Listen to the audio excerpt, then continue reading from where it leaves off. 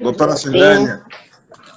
Boa noite, tudo bem? Boa noite, tudo ótimo. Obrigado por ter entrado. O pessoal está entrando aí em peso. Já temos gente de todos os setores.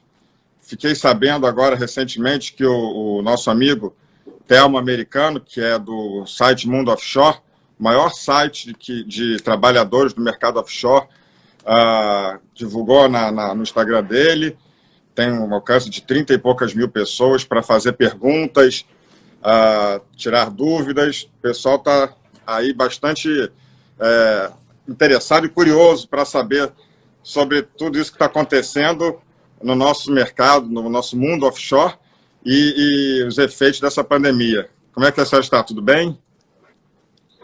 Tudo certo, doutor Pedro.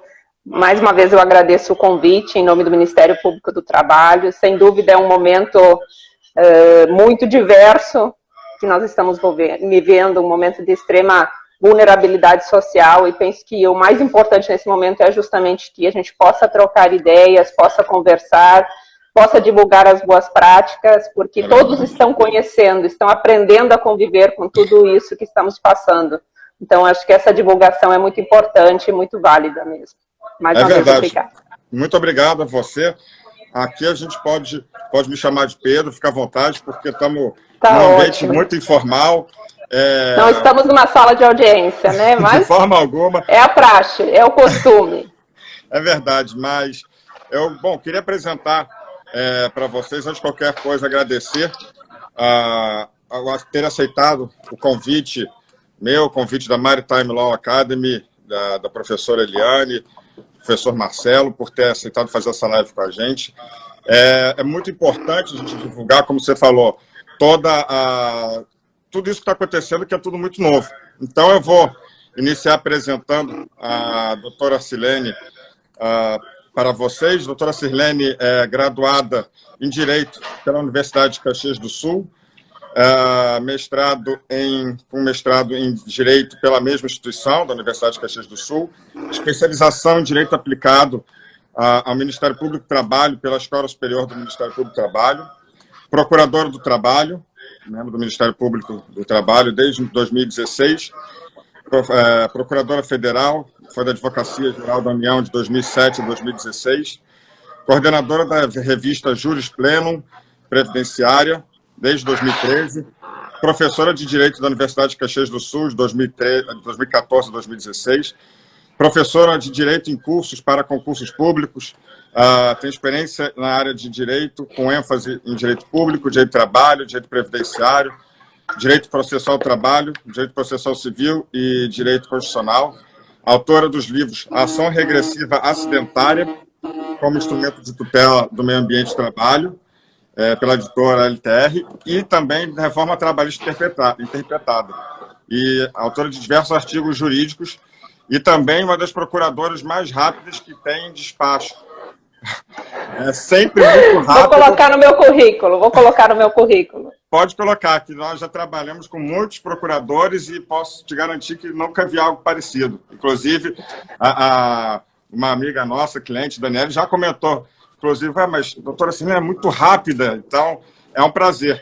E hoje, doutora Sirlene, eu vejo aqui que você escreveu sobre ação regressiva acidentária como instrumento de tutela do meio ambiente de trabalho, e por acaso hoje o Cristo Redentor está verde. Não é por acaso, na verdade, né? Foi uma união, um acordo do Ministério Público do Trabalho, da Tribunal Regional do Trabalho da Primeira Região, da Arquidiocese aqui do Rio de Janeiro e do Santuário Cristo Redentor, em referência, uma homenagem ao Dia Nacional em Memória das Vítimas de acidentes e doenças de trabalho, que é hoje, dia 28/4. E, inclusive, falar para vocês, essa data de hoje para a live foi sugerida pela doutora Sirlene, justamente por ser o Dia Nacional em Memória das Vítimas de Acidentes e Doenças de Trabalho. Então, é um dia muito significativo para o Ministério Público, para você, que sei que está sempre nessa luta, inclusive ano passado fez o dia, a Semana Verde, se não me engano, em Cabo Frio, e vale também ressaltar, a doutora Sirlene está atualmente presidindo a Procuradoria Regional do Trabalho de Cabo Frio, que atua regionalmente em Macaé também, onde temos várias empresas offshore, além de ser a vice-gerente do projeto Ouro Negro.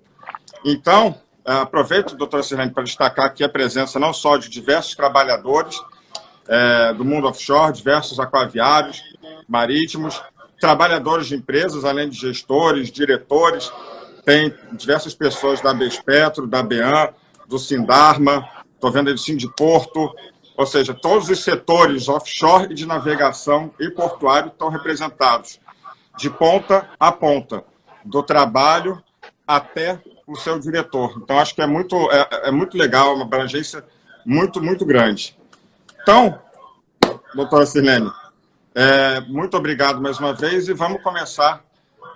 Vou perguntar para a senhora, para explicar para você, para explicar para a gente, afinal, qual é o papel do MPT e por que o órgão tem se destacado tanto durante esse período de pandemia de Covid-19? Então, para começar a responder essa pergunta, eu acho que eu vou retomar um pouquinho o tema que você falou tão bem, que é a questão do Abril Verde. De fato, quando nós tivemos a situação da decretação da pandemia, a cessação das atividades presenciais na segunda quinzena de março, isso abalou completamente diverso. Já tínhamos uma série de atividades programadas, porque dentro desse mês, Abril Verde, dentro desse mês, nós celebramos no dia 28 de abril o dia em memória das vítimas de acidentes e doenças do trabalho. E isso tem sido feito desde 2005 no âmbito nacional, inclusive já que você referiu que nós temos essa atuação em Macaé. Macaé, ano passado, foi o primeiro município do Rio de Janeiro que acolheu uma proposta do Ministério Público do Trabalho, criou a lei municipal do Abril Verde, do Dia de Prevenção de Acidentes e Doenças do Trabalho, instituiu também o Dia da Saúde e Segurança nas escolas, com esse propósito também de estimular que esse debate seja feito nos bancos escolares e quando a gente chega no ambiente de trabalho, isso não seja uma novidade, seja algo que realmente está na cultura das pessoas. Então, nós temos, de fato, conseguido trabalhar muito essa ideia. E nós tínhamos uma série de atividades previstas para esse mês de abril, para atuar nessa conscientização da prevenção de acidentes e doenças do trabalho. Com a necessidade de cancelamento, a gente imaginou num primeiro momento que passaria um pouco batido esse mês.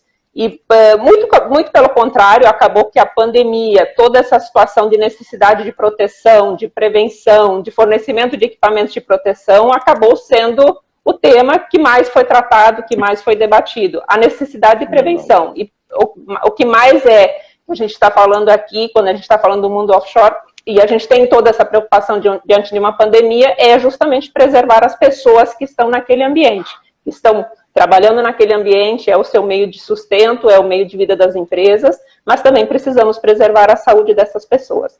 Então, o Abril Verde, hoje, o dia 28 de abril, nós lembramos das vítimas de acidentes do trabalho, mas muito mais do que isso, nós lembramos que é necessário prevenção. Esse é o propósito principal. Precisamos nos conscientizar a respeito disso. E essa é uma das atuações primordiais do Ministério Público do Trabalho também, que é a saúde e segurança no ambiente de trabalho, o meio ambiente do trabalho equilibrado. É uma das atuações prioritárias dentro da função constitucional dada ao Ministério Público do Trabalho, que é garantir o direito social ao trabalho. Somos, antes de qualquer outra coisa, não somos defensores da CLT, de Vargas, nada disso. Nós temos um papel constitucional e a Constituição colocou o trabalho numa posição muito central. E esse trabalho ele precisa ser defendido e sempre de uma maneira a garantir dignidade às pessoas.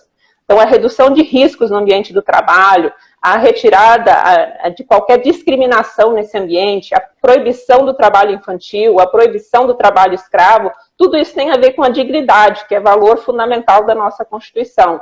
E dentro desse status também, a nossa saúde, a nossa vida.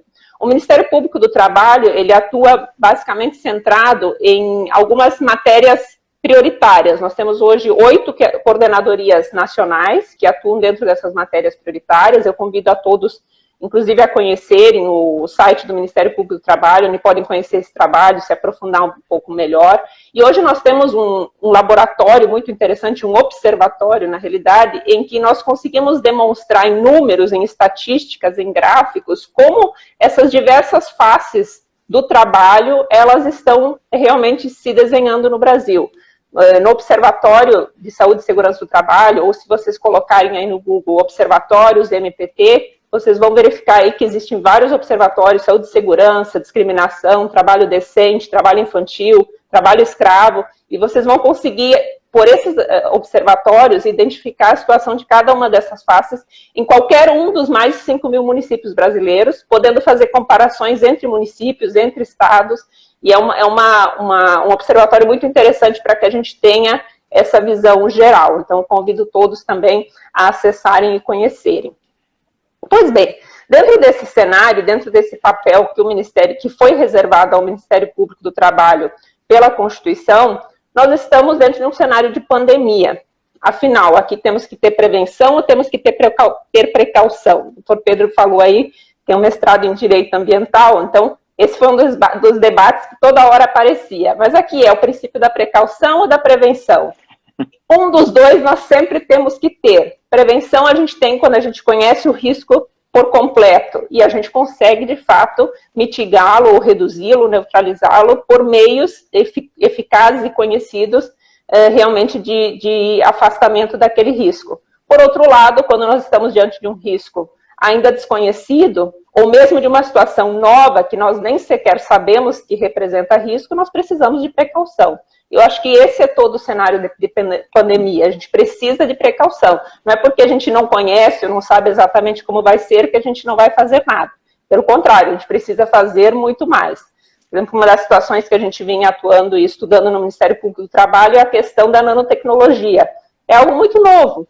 Então, assim, existe algum risco? Existe algum risco em algo que é nano?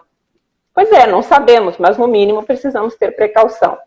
Mas dentro do cenário da pandemia, nós, na realidade, de certa forma, nós fomos dirigentes no Brasil, porque a gente começou meio que a perceber as coisas na segunda quinzena de março. Mas a Lei 13.979 de 2020, ela é do início de fevereiro. E ela já demonstrou ali a necessidade, dizendo, ó, estamos num estado de emergência e precisamos tomar algumas ações. E o interessante dela é que ela realmente trouxe, tem um dispositivo dela que é muito interessante, que é o artigo 3º, parágrafo 2º, que ele diz, ficam asseguradas as pessoas afetadas pelas medidas previstas nesse artigo. Ou seja, todas aquelas medidas de isolamento, quarentena, etc., diz o pleno respeito à dignidade, aos direitos humanos e às liberdades fundamentais das pessoas. Ou seja, garantindo realmente que os direitos fundamentais da nossa Constituição sejam observados e garantidos a todas as pessoas. Então, dentro desse cenário, nós precisamos pensar e trabalhar em precaução e prevenção. E a atuação do MPT, ela tem se focado justamente nessa questão. Se nós formos ver os números, as quantidades de denúncias, atuações do Ministério Público do Trabalho nesse período, nós observamos que até hoje nós tivemos quase 10 mil denúncias envolvendo essa matéria, especificamente questões relacionadas ao Covid-19, mas foram expedidas 7.400 recomendações até hoje. Nós temos mais de 700 procedimentos promocionais autuados. Os procedimentos são promocionais, são aqueles voltados justamente à instituição de medidas promocionais dos direitos, não é um procedimento investigativo. Fizemos mais de 100 mediações, lembrando que uma mediação não é uma simples audiência, às vezes são 3, 4, 5, 10 audiências para a gente tentar mediar e chegar a um acordo entre as partes.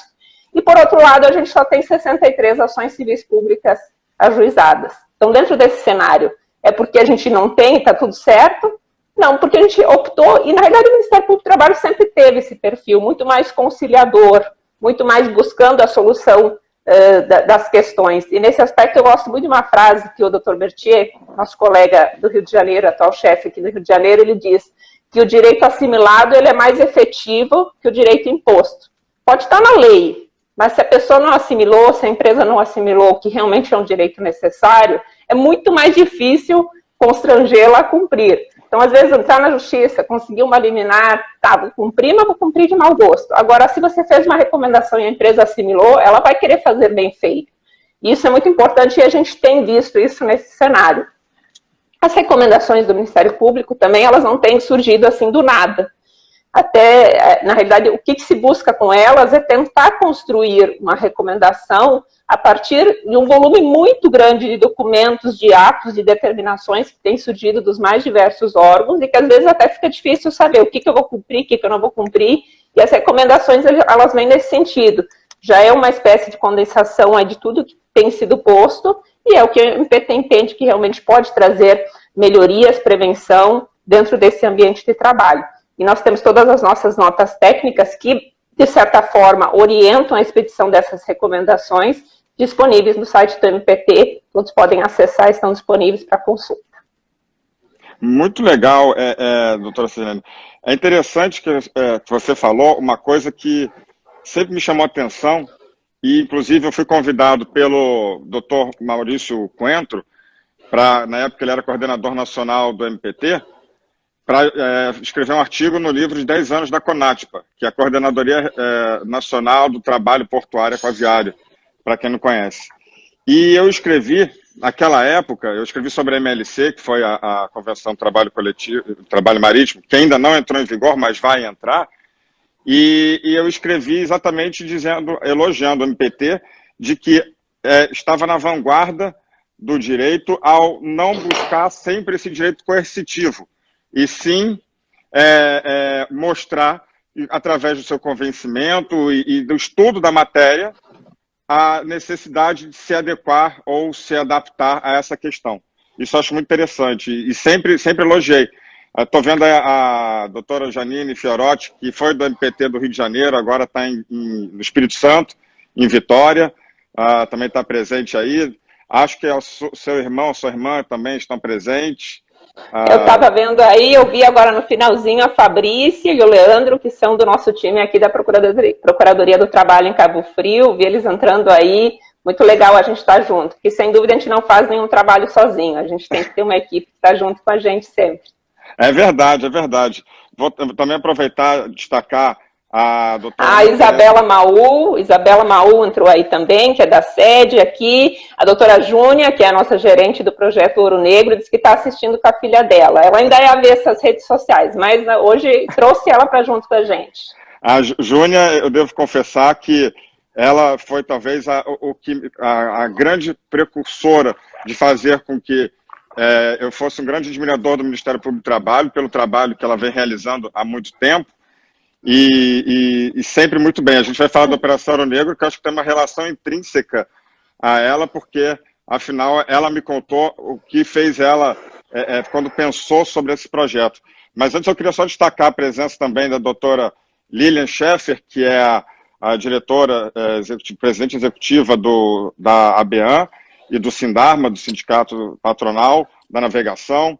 Agradecer a doutora Ana Tereza Basílio, vice-presidente da OAB, que também divulgou a nossa live. O doutor Gerson, que além de um oficial atuante hoje, ele também é advogado e sempre esteve envolvido nessas discussões. O doutor Charles, toda a minha equipe, assim como toda a PTM está aqui, todo o pessoal do nosso escritório também, Charles, Mariana, Maria Fernanda, Cíntia, todo mundo está aí. Legal que a gente já consegue um público só com o nosso time, né?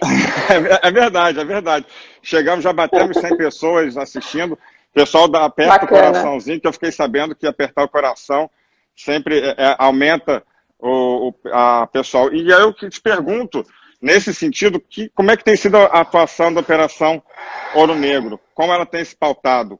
Porque no início da pandemia saiu a recomendação, assinado pela doutora Flávia, que já entrou aí, Flávia Bauler, pela Júnia e por você, causando, posso dizer, porque a gente atua junto às empresas, um alvoroço. Maria Fernanda, Mariana, eu e todo o time ficamos noites trabalhando em cima daquela recomendação para vários clientes, inclusive para a Daniele, para a Silvia. E aí eu te pergunto, como é que tem sido isso? Como é que vocês têm se pautado? Fala para a gente, por favor. Então, a Operação Ouro Negro, talvez muita gente conheça, mas talvez seja importante esclarecer também. Ela parte justamente de um trabalho da Júnia, doutora Júnia, né, excepcional, né, e doutora Flávia, que hoje está na coordenação nacional da CONATPA, muito legal, ela está aqui junto com a gente também. e já atuou nessa operação também, mas a ideia toda era construir uma operação em que a gente tivesse vários órgãos públicos que tinham interesse na causa e que as ações se complementavam, de forma que a gente pudesse atuar de forma conjunta e pudesse ter resultados muito mais efetivos.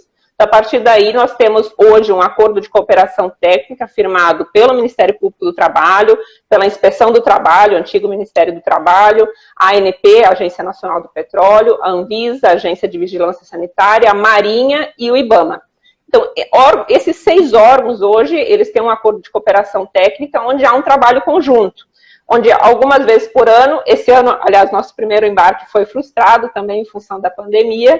Foi, inclusive, na primeira semana, a gente ia embarcar no dia 16, numa plataforma, e a gente cancelou, aliás, no dia 17 de manhã, cedinho, dia 16 à noite, que a gente acabou cancelando o embarque, porque era aquela situação, tem que cancelar, não tem que cancelar, mas, enfim, aderimos também às medidas de distanciamento que foram importantes. Mas, então, essa operação, além dos trabalhos contínuos que vão ocorrendo hoje, inclusive, nós já temos uma evolução muito significativa, inclusive a ponto de termos um aplicativo da Ouro Negro, que hoje já pode ser acessado pelos órgãos que a integram, mas daqui a pouquinho vai ser disponibilizado também para poder disseminar para a sociedade todas essas informações. Mas a gente procura também, dentro desse projeto, fazer embarques em algumas plataformas, em algumas unidades, em regra são 4 a 5 embarques por ano, e a partir desses embarques a gente consegue identificar situações sempre com a ideia de replicar melhorias em todas as unidades daquela empresa, e geralmente nesse setor, porque nesse setor o que a gente percebe é isso, é que as informações fluem muito rapidamente. Então, o que acontece numa empresa, melhorou aqui, ela, em geral, já a outra fica sabendo, a outra começa a aplicar também, então acaba acontecendo de forma muito rápida. Dentro dos objetivos da Ouro Negro, de fato, a preservação da segurança, da saúde, do bem-estar dos trabalhadores e do meio ambiente, nele incluído o do trabalho, é sem dúvida um dos seus principais objetivos. E foi dentro desse objetivo que foi elaborada a recomendação da Ouro Negro nesse tempo de pandemia. Apesar dela ter sido assinada apenas por nós 3, procuradoras do trabalho, mas ela foi elaborada em conjunto com a participação de todos os órgãos da Ouro Negro. Em especial, elas trazem algumas medidas de prevenção, foi num primeiro momento que elas foram apresentadas, foi no dia 18 de março, logo no início de toda essa situação, mas ela acaba ainda em praticamente todos os seus aspectos sendo aplicada até hoje, ainda que a gente tenha tido evoluções específicas em algumas medidas de prevenção. Mas uma das principais preocupações que tivemos desde o início é preciso ter uma estrutura de resposta à emergência para prevenir a doença e mitigar os efeitos dela, porque, afinal, se estamos numa pandemia, numa epidemia, praticamente vai ser impossível isolar e fazer com que nenhuma situação de infecção aconteça. A gente sabia que isso seria praticamente impossível, apesar de todas as medidas. Mas, caso viessem a acontecer, a gente precisa ter meios de mitigar os seus efeitos para que produzam os efeitos negativos os menores possíveis.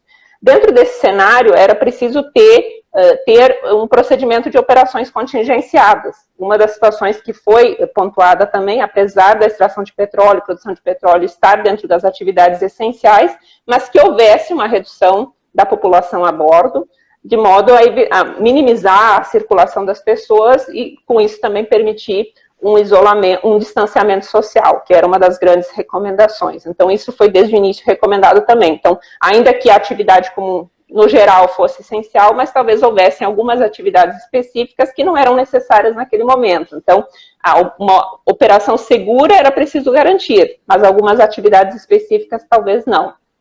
Focamos muito na questão do treinamento, ter um procedimento de operações contingenciadas, mas que ele pudesse efetivamente ser operado pelos trabalhadores. E mais especificamente na questão do plano de prevenções, tivemos destaque para a questão justamente de conscientização dentro desse cenário de pandemia, de necessidade de prevenção da doença, a questão da distribuição dos equipamentos de proteção individual, porque não raro às vezes surgem denúncias de, eu uso o EPI do outro, isso nesse cenário de pandemia, de enfrentamento de um vírus com altíssima transmissibilidade, troca de EPI seria algo, né, terrível. Então, isso foi colocado, inclusive, uma recomendação específica, mas é porque a gente tem um cenário que isso muitas vezes acontece. Então, EPIs próprios e suficientes, a questão da disponibilização dos insumos, a higienização de bancadas, de ambientes que são usados em conjunto, a questão das triagens no pré-embarque, e isso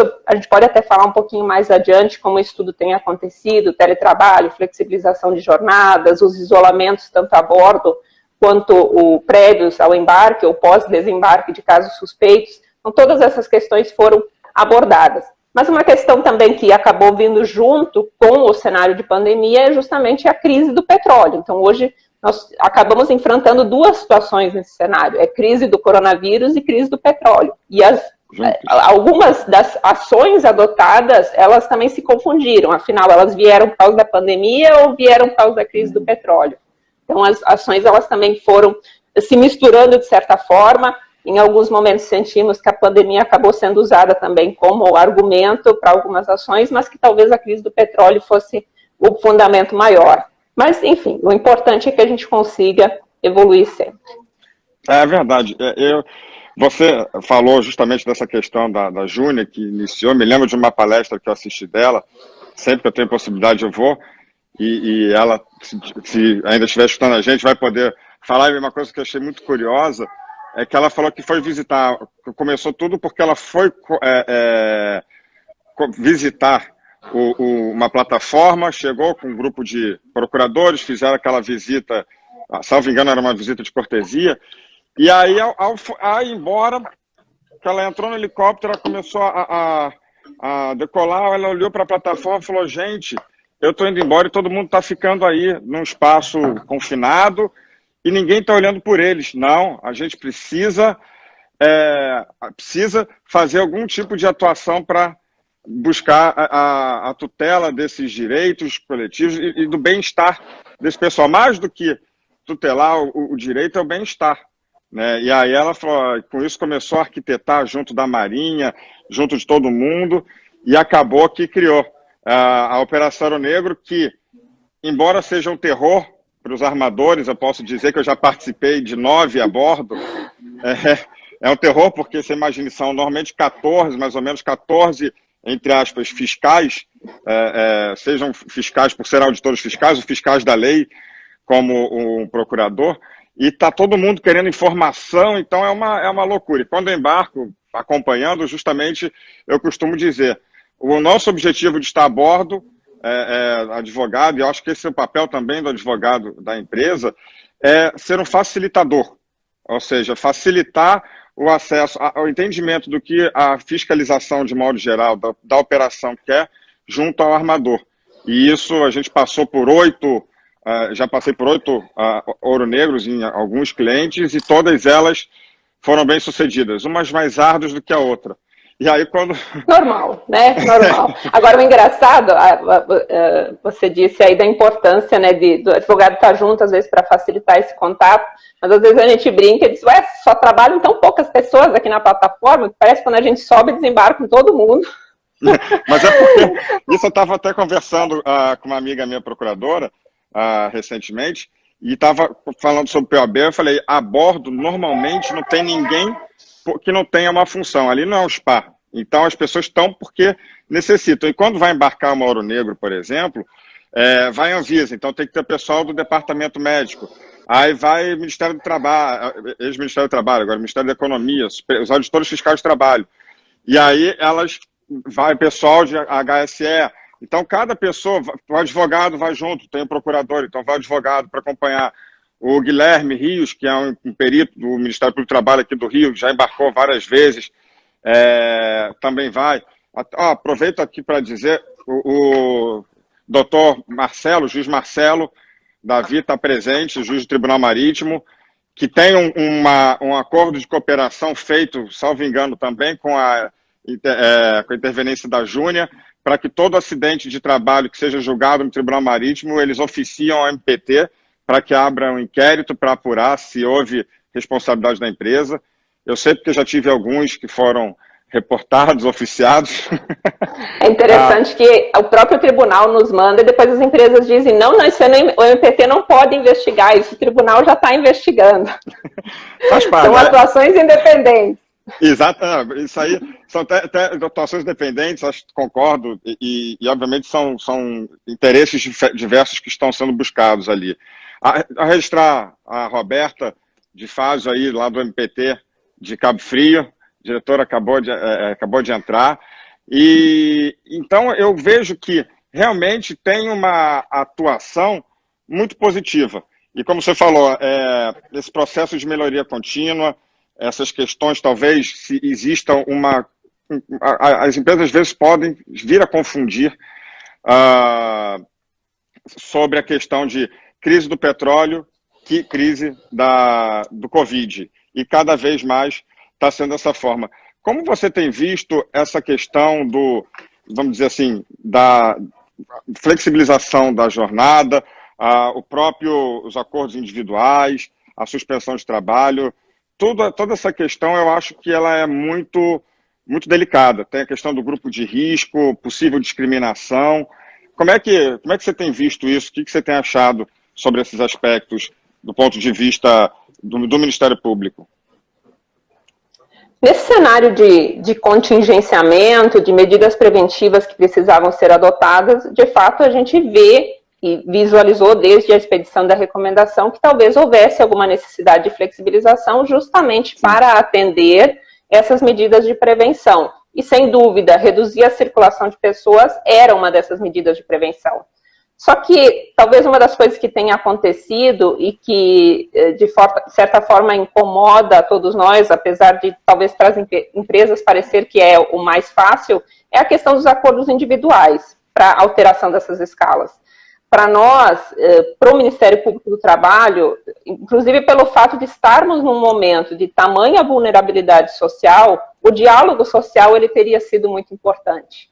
Porque aí a gente tem das duas partes uma conscientização de que o momento ele é atípico, que são precisas medidas atípicas e que todos vão trabalhar juntos para reduzir de fato e implementar efetivamente medidas de prevenção.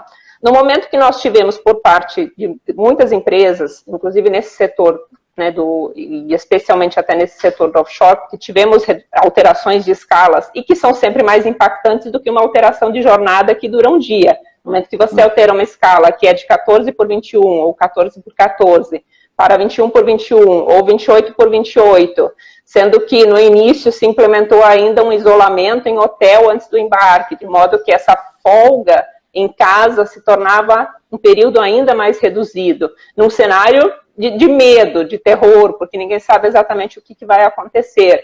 Então, essa alteração imposta unilateralmente, ela nos pareceu realmente que não foi a melhor alternativa. Por parte das empresas, geralmente se teve manifestações no sentido da inviabilidade de se fazer assembleias nesse momento, mas não é inviável a gente conversar, até porque a gente está conversando aqui, Sim. Todo mundo está fazendo videoconferência, é possível ouvir as outras partes, é possível achar meios alternativos de se fazer uma votação eletrônica por WhatsApp, há tantos meios hoje tecnológicos disponíveis para isso. Mas essa conversa antes, ela evitaria esses cenários posteriores, em que o empregado é surpreendido com a medida e muitas vezes acontecem aquelas situações ainda, eu fui coagido e de fato a gente não tem como negar que existe assimetria nessa relação do trabalho. Se a empresa disser que precisa fazer, estamos num cenário que se não fizer pode ser que vá ser demitido, raríssimos trabalhadores vão se negar a assinar um contrato individual, ainda que ele seja prejudicial. Agora, se tivesse havido diálogo, tivéssemos havido comunicação, uma conversa prévia, um diálogo com o sindicato, em que se viu, não, a gente ouviu os trabalhadores e achamos que realmente para esse momento isso é o mais adequado. Aí o cenário seria muito diferente. Aí voltando ao que eu disse antes, um direito assimilado, ainda que de repente impacte num primeiro momento em alguma perda de direito, ele é muito melhor do que um direito imposto. Então, por isso que nós sempre prestigiamos, eu acho que dentro desse cenário de pandemia, uma das piores perdas que tivemos foi justamente esse prejuízo causado ou a baixa credibilidade que se deu às negociações coletivas, que nada mais é do que acabou faltando diálogo social. Mas em outros termos, independentemente dessa questão de escala, a gente tem percebido das empresas uma atuação muito determinada em efetivamente reduzir riscos. Até porque sabemos que os custos são enormes nesse setor. Se a gente tiver embarque de trabalhadores né, contaminados, um contaminado a bordo, é um vírus de altíssima transmissibilidade, ele vai contaminar muita gente vai acabar tendo que ser isolada a bordo, ter que ser desembarcada, uma desinfecção da unidade, então os custos acabam sendo enormes também, muitas vezes gerando parada de produção. Então, tenho certeza que a grande maioria das empresas tem atuado justamente para evitar esse cenário posterior, que acaba sendo muito mais custoso. Então, da grande maioria das empresas, nós tivemos formações de comitês de crise, tivemos o atendimento das recomendações, temos tido um acompanhamento contínuo do que tem sido expedido de atos de medidas preventivas por parte da Anvisa, por parte do Ministério da Saúde, para que essas medidas elas venham sendo incorporadas aos seus planos de contingenciamento, seus planos de prevenção. O que a gente vê exatamente é um processo de melhoria contínua, diária, que vem ocorrendo. E se a gente for pensar um pouquinho, às vezes parece que a gente está batendo no PPRA, né, o Programa de Prevenção de Riscos Ambientais. Uhum. O que a gente está fazendo agora, esse plano de melhoria contínua, nada mais é do que o PPRA. O PPRA ele não deveria ser só um programa bonitinho, eu vou imprimir, encadernar e deixar aqui do lado. Ele tem que ser implementado, revisado em todos os momentos. Havendo alteração do cenário de riscos, ele precisa ser alterado, novamente precisa ser acompanhado, as medidas de prevenção implementadas. É isso que acaba acontecendo nesse cenário aqui também. E a gente tem percebido que isso de fato tem acontecido com bastante frequência, temos acompanhado e temos percebido medidas muito exitosas acontecendo no dia a dia das empresas. Eu tenho observado, só um minuto, eu tenho observado aqui que quando a gente fala dessa questão de negociação coletiva, eu vi um pessoal aí falando sobre o TAC, que tem do Sinditob, etc., mas eu acho que, além disso, o TAC tem o seu aspecto histórico, me lembro bem desse TAC de 2014, se não me engano. Mas, efetivamente, as empresas tiveram que flexibilizar. Entendo eu que a maior parte houve um certo diálogo, foi uma medida, me lembro no início, como é que se diz, muito forte, muito impositiva naqueles momentos, que era necessário, não sabia se podia sair, se não podia, principalmente naquela semana 16, 17, 18, foi quando, eu costumo dizer, tudo aconteceu. E aí a gente vê que nesse aspecto é justamente que a característica dessa época, muita informação. Eu me lembro no início, a FUP, a Federação Única dos Petroleiros, quando a Petrobras decidiu unilateralmente, não sei, acredito eu, a botar aquela jornada diferenciada, ela emitiu uma nota dizendo que era um absurdo e terminou com uma frase, falando, como é que era? Não se combate a peste com escravidão. Eu falei, nossa, pesada frase. Mas é típico do sindicalismo clássico, aquele aguerrido. Mas eu acho que as coisas têm mudado e até o próprio Sindimar e Registro, que é um sindicato extremamente forte, mas ele colocou na própria website dele, lá no início, talvez pelo medo do pessoal de não ter a forma de se reunir, colocou dizendo que a flexibilização, a jornada, a flexibilização seria, entre aspas, aceita. Não foi exatamente isso, mas o fato é que os sindicatos também observaram. E eu acho que no início tinha até, acho que para todo mundo, esse negócio de home office, esse negócio de telepresença, videoconferência, isso era uma coisa que, embora tivesse alcance de todo mundo, não era tão comum de ser feito. Hoje em dia, você tem reuniões muito mais proveitosas do que aquelas presenciais online. Então mudou tudo. Tanto mudou que tem um projeto de lei do Anastasia, que já foi emendado várias vezes, para fazer a Assembleia Geral ordinária por vídeo, o que não era permitido pela própria legislação. Então, acho que a gente está evoluindo e essa questão, com certeza, sindical, vai melhorar muito, acredito eu, até porque todo mundo viu essa necessidade. E aí... Eu acho que, Pedro, só me permita uma interferência, eu vi alguns comentários falando de um TAC do Sinditob.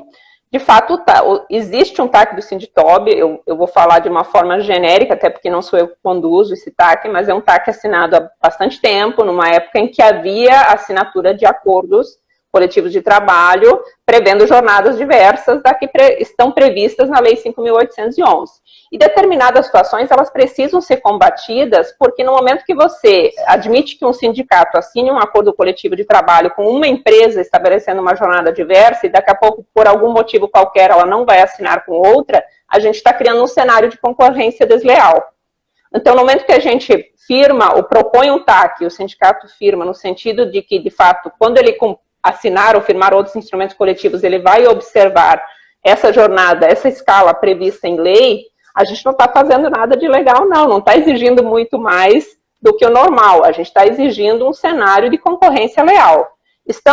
Existe um TAC de fato assinado, esse TAC existe, mas até onde eu tenho conhecimento não houve um pedido de revisão desse TAC, justamente considerando esse cenário de pandemia.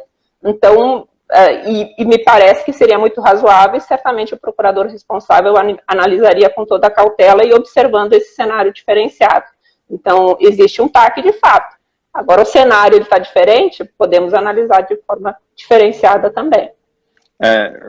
Completando o que você falou, eu não tive negativa de acesso a nenhum órgão, seja oficial, talvez dificuldade específica para poder acessar determinados juízes para despachar e etc., mas isso talvez já tivesse antes mesmo desse cenário, desembargadores. Mas, efetivamente, o Ministério Público do Trabalho, temos trocado muita figurinha no sentido de sempre buscar a melhoria da qualidade do trabalho nesse momento, e diversos outros órgãos, a Anvisa, até Receita Federal, ou seja, não houve um fechamento de absolutamente ninguém.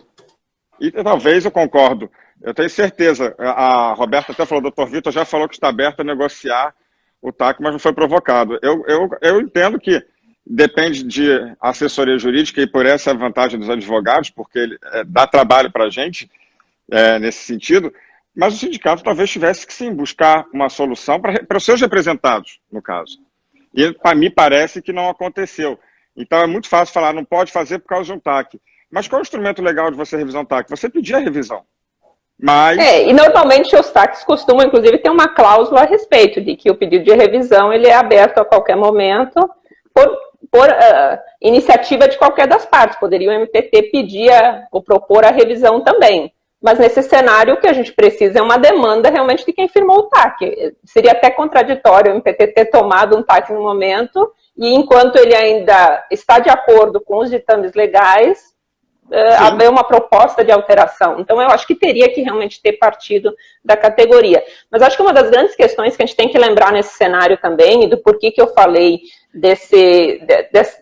por que nós lamentamos, o MPT lamenta a ausência de negociação coletiva, é porque para a classe trabalhadora muitas vezes cria um cenário de incerteza também, para os próprios sindicatos, de que algumas mudanças que, por mais que elas tenham vindo num cenário de pandemia, um cenário atípico, um cenário diferente, precisou mudanças rápidas, que fossem implementadas rapidamente, há um receio dessas mudanças serem permanentes, de não se voltar ao status quo quando essa pandemia acabar. E, de repente, se a gente tivesse um instrumento coletivo negociado, onde tivesse isso explícito, se tornaria muito mais tranquilo de aceitar essas mudanças, porque se encararia, de fato, como algo temporário e implantado especificamente para combater esse cenário de pandemia.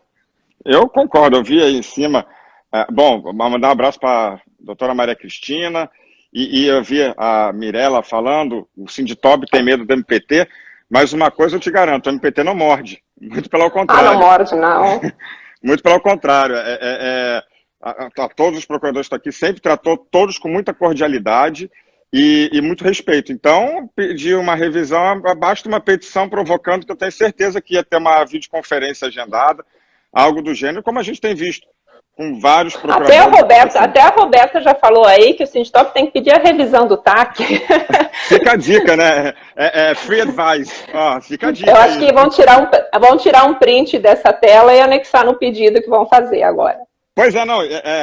De qualquer forma, é importante até falar, a live vai ficar depois disponível no canal do YouTube da Maritime Law Academy, para quem quiser ver.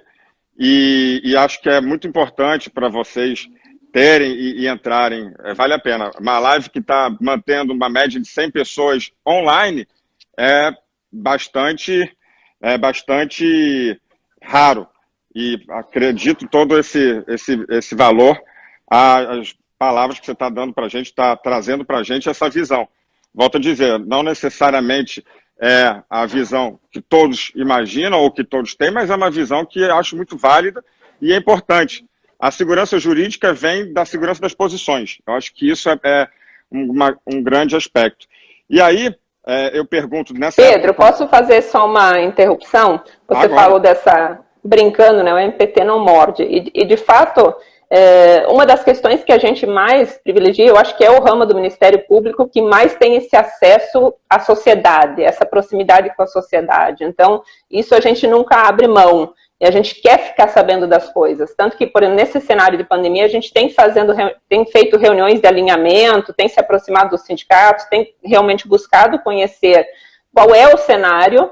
E o que muitas vezes mais nos incomoda, e a Júnia vai concordar, porque está me ouvindo aí, é quando a gente fica sabendo de algumas coisas pela imprensa. Mesmo tendo reuniões de alinhamento toda semana, às vezes mais de uma vez por semana, quando a gente fica sabendo alguma coisa pela imprensa. Isso incomoda, porque a gente tem um canal aberto e é por esse meio que a gente quer ficar sabendo, quer poder debater essas mudanças e poder acompanhá-las de uma forma muito mais efetiva. A atuação leal, eu acho que é muito melhor. Aberta, aquela que não tem máscaras, eu acho que é muito melhor, sabe? Eu realmente acredito nisso, muito, muito. E aí, bom, a gente está 7h48, estamos quase acabando, já tivemos perguntas sobre o grupo de risco, já tivemos perguntas sobre isso, vamos perguntar sobre CAT. Então, nesse momento, aproveito para falar, meu pai, Pedro Calmon Filho, também está assistindo a gente, minha irmã também está assistindo, minha esposa também está, ela que traz a água que tem na minha caneca. Só para lembrar, a água não é igual aquele vídeo que está circulando, que tem negocinho com vinho, não é. Mas você me disse que seria aquele, não foi? Não, mas porque eu não tinha negócio de chá, aí não ia dar, sabe? Água. A minha também, eu não posso fazer isso, só vai derrubar em mim. É igual o Jô Soares, né? Mas, e como é que tem sido a atuação? Todo dia tem, antigamente, principalmente no início, muita lei nova. Hoje, ainda tem muita novidade acontecendo. Me explica, assim, como é que tem sido essas últimas novidades? Eu sei porque a gente atua em vários promos e inquéritos que se tem, e cada dia o próprio setor médico do MPT, que tem sido quase tão rápido quanto você, mas tem dado muita informação, inclusive antes mesmo por exemplo, conversamos sobre incluir nos questionários de pré-embarque sobre perda de olfato e paladar. O que eu já tinha ouvido que todo mundo que eu conheci que teve esse sintoma e não era incluído. Inclusive, até hoje, no Ministério da Saúde, hoje eu tive uma reunião de tarde para responder a um outro inquérito, não tinha essa recomendação. O CDC americano, o Centro de Controle de Doenças americano, ele já incluiu, anteontem, a perda do olfato e paladar como um dos sintomas. E o MPT, semana passada, falou exatamente, olha, vale a pena incluir isso porque vai ajudar na triagem dos questionários. O que você tem a me falar sobre essas novidades? Como é que tem sido feito isso?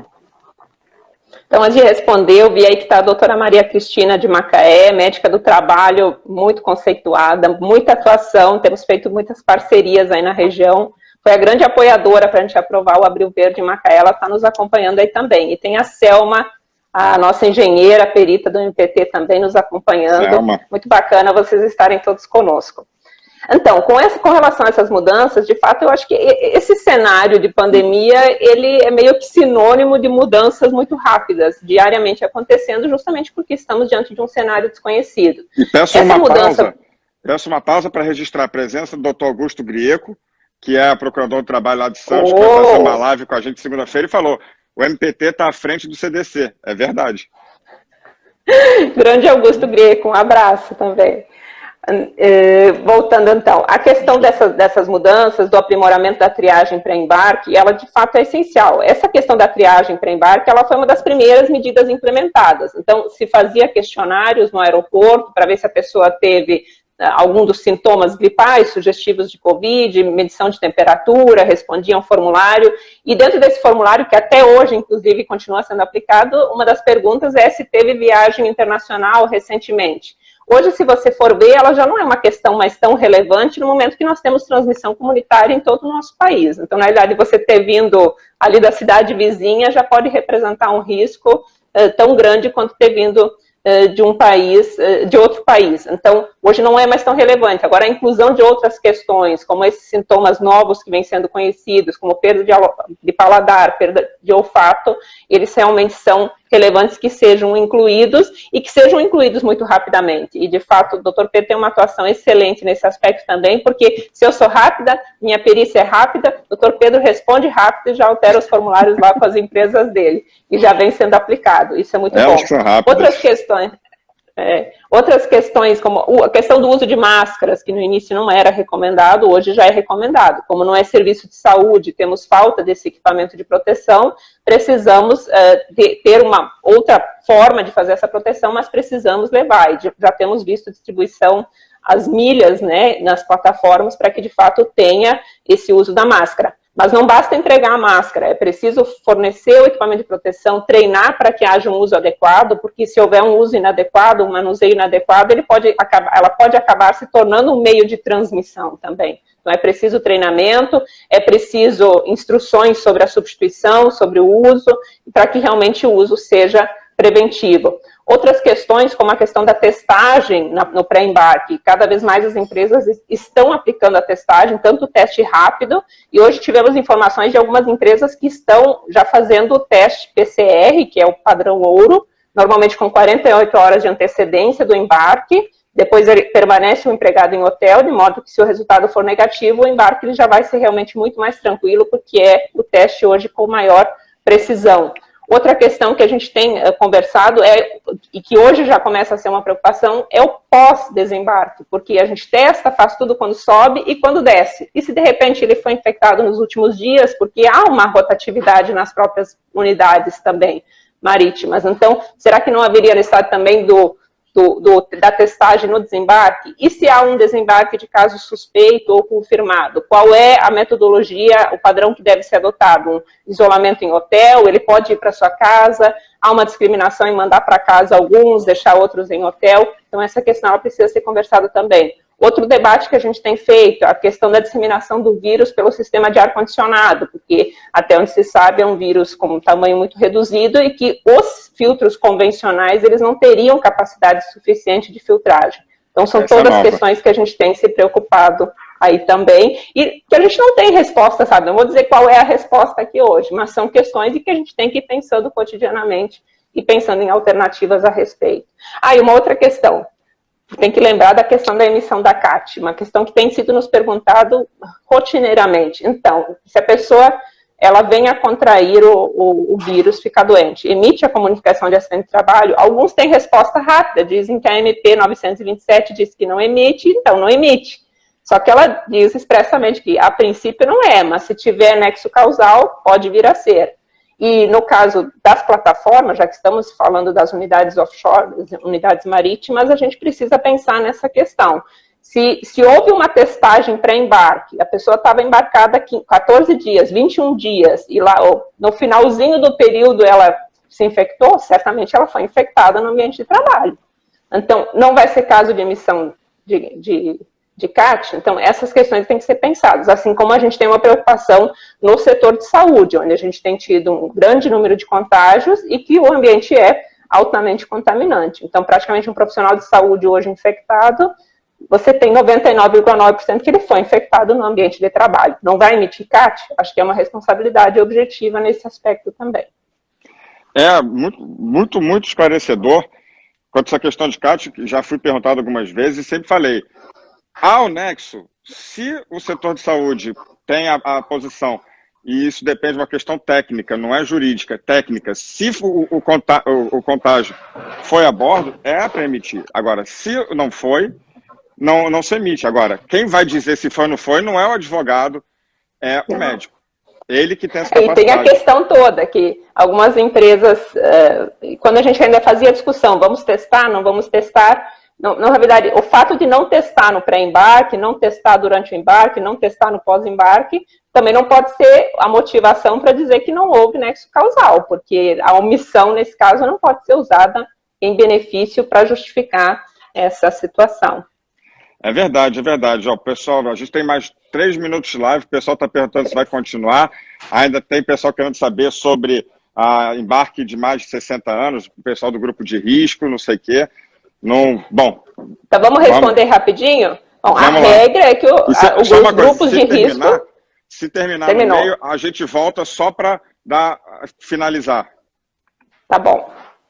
Então, os grupos de risco, a regra é que, de fato, eles sejam retirados das escalas, que eles não tenham atividades presenciais. Então, tanto maiores de 60 anos, quanto aqueles portadores de doenças crônicas, então imunocomprometidos.